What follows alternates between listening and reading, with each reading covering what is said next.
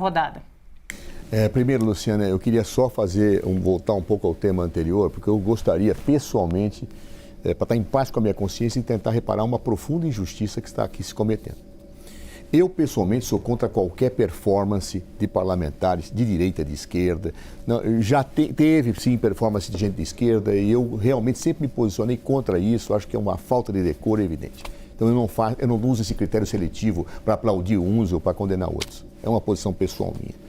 Agora, falar que aquela dança daquela deputada foi uma performance que era falta de decoro, eu considero uma das maiores injustiças que eu já vi na minha vida. Por quê? Porque eu era deputado na época. Eu estava lá.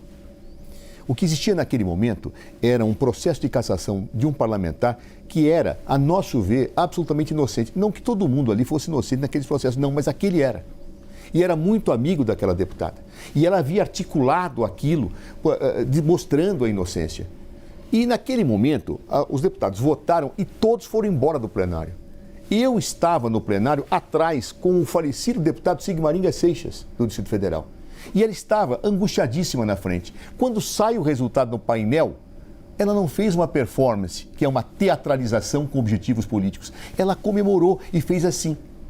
Aquilo foi colocado em manchete de jornais, foi colocado em jornais como a dança da pizza e acabou com a vida política naquele momento de uma senhora digna, correta, religiosa, que estava lutando por uma coisa que eu também estava, que era a inocência de um parlamentar que estava injustamente acusado. Então, dizer que ali foi uma performance, eu preciso reparar essa injustiça, porque eu fui testemunha dos fatos. Mas, Zé, antes de você responder a pergunta que eu te fiz, eu vou de novo, como eu fiz com a Janaína aqui, explicar para o nosso telespectador que a gente está falando aqui sobre uma performance do deputado. Performance foi o termo utilizado pelo ministro Silvio Almeida, tá? Em relação ao deputado Eduardo Girão, que entregou hoje ao ministro Silvio Almeida, durante uma sessão da Comissão de Direitos Humanos, que não tratava de aborto, uma réplica de um feto de 11 semanas. E aí a Janaína comparou essa performance com parlamentares de esquerda, citou uma especificamente.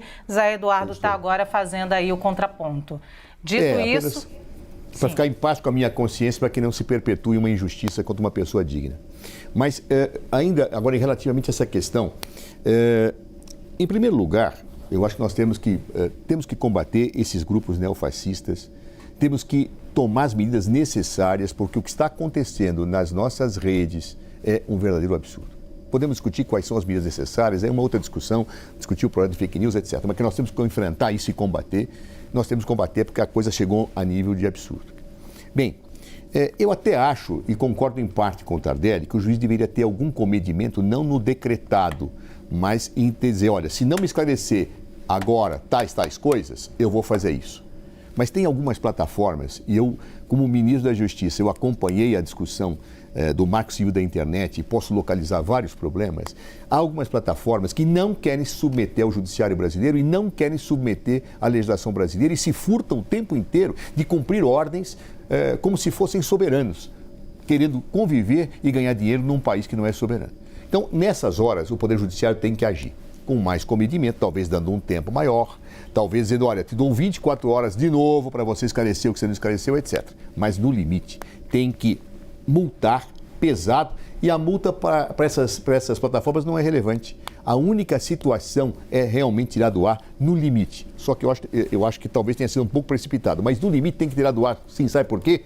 Porque há outros serviços que as pessoas podem migrar quando isso acontece e eu não posso aceitar que uma plataforma descumpra ordens da justiça do meu país, especialmente num momento delicado como esse que nós estamos vivendo. Então, portanto, acho que talvez a decisão devesse ter sido um pouco mais comedida e espaçada, mas que nós temos que tomar decisões duras contra aqueles que desrespeitam a justiça brasileira. Temos. Mas a justiça foi errada? Recorre. Tem recurso, efeito suspensivo.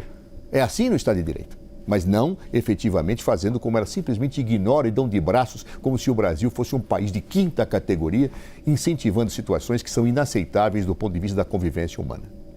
Rodada curtíssima. Luciana, só um parênteses. Nesse caso, o Telegram, ele deu uma resposta. Ele tirou do ar, ele só disse que não consegue recuperar no prazo dado pelo juiz. Diferentemente de outras situações que o ministro tem razão, Samantha, em que eles simplesmente se negam a fornecer. Eu não sou um técnico, mas até onde eu sei, eles poderiam ter fornecido, do que eu já vi quando discuti o Marco Civil da Internet. Claro. Agora, posso estar errado. Por isso que eu acho que o juiz deveria ter dado mais um prazo antes de fazer a pena. Agora, que me parece que eles têm condições técnicas de fazer, da minha parca experiência não técnica, eles tinham. E são os erros e vezeiros, não estou dizendo quem, os erros e vezeiros de algumas plataformas, de fazer isso o tempo inteiro para tentar burlar a justiça e para dizer eu não me submeto a vocês. Isso nós não podemos aceitar.